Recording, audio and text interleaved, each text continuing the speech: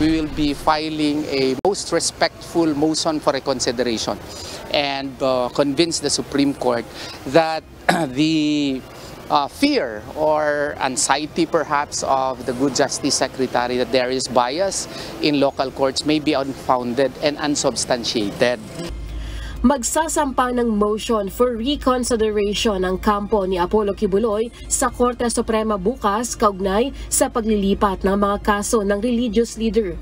Ayon kay Attorney Israelito Torion, ang legal counsel ng Kingdom of Jesus Christ, wala pa silang natatanggap na kopya ng petition for change of venue.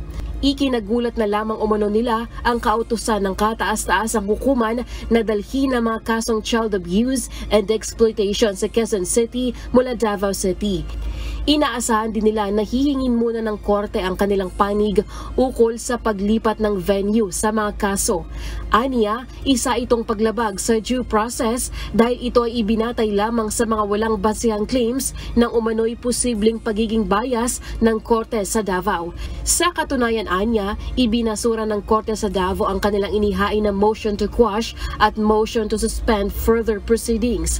Wala ring basihan na tinatakot ni Kibuloy ang witness dahil wala na ito sa kampo ng Kingdom of Jesus Christ.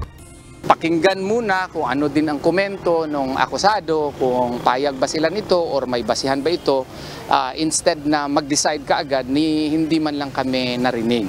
Maaari ring magkaroon ng hindi magandang epekto sa local courts ang desisyon ng SC at ma-interpret bilang pag-atake sa kabuuan ng judiciary.